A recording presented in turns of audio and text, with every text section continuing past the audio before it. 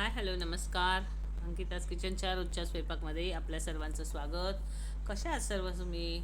आज ना दीप अमावास्या आहे, त्याच्यासाठी हे केलं आहे, वड्या केल्या आहेत. अम, आपल्या नारळाच्या वड्या आहेत, साध्या केल्या आहेत, साखर घालून फक्त, आणि वेलची पूड घालायची बस. आणि एखादा बदाम वगैरे असेल तर ते घालायचे. असे छान करून घ्यायचे. व्यवस्थित घाटायचे ते, कारण घट्ट करायचा म्हणजे तो गोळा होईपर्यंत. आणि मग असं थापून घ्यायचं तुपाचा हात लावून. त्याच्यामध्ये करताना थोडंसं तूप घालायचं आणि मग ह्याच्या अशा वड्या पाडायच्या. सुंदर होतात. घरगुती आपलं साधं खाणं आहे हे, पण अतिशय छान लागतं.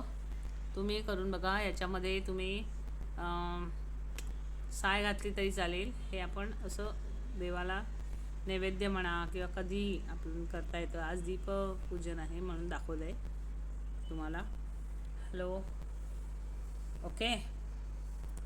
असं छान तयार होतं.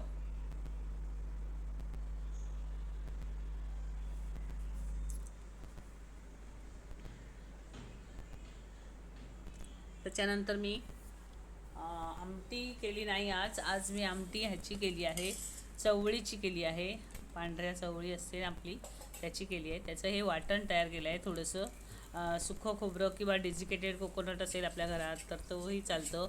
ते वाटून घेतलं छानपैकी आणि ते तेलावर फोडणी घातली. त्याची आपली साधी फोडणी तयार करायची. त्याच्यामध्ये टॉमॅटो घातला. जर तुम्हाला उपवासाला पण चालत असेल तर तुम्ही करू शकता. अशी आमटी करायची. कडधान्याची कुठचीही अशी आमटी केली तरी चांगली लागते.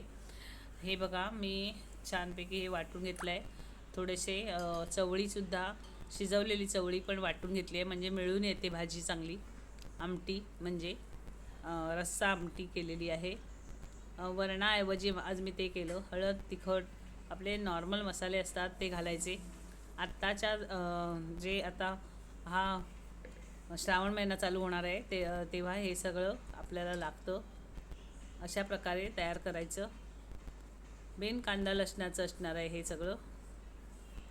असं छान रस्सा तयार केला. पाणी घालायचं थोडंसं आणि आमटी ही उकळायची छानपैकी. बाकी सगळ्या कडधान्यांची अशीच आमटी करू शकता तुम्ही अशा प्रकारे. नंतर त्याच्यामध्ये गरम मसाला वगैरे घालू शकता. ही भाजी केली आहे. ह्या भाजीमध्ये थोडा बटाटा घातला आहे, टोमॅटो घातला आहे आणि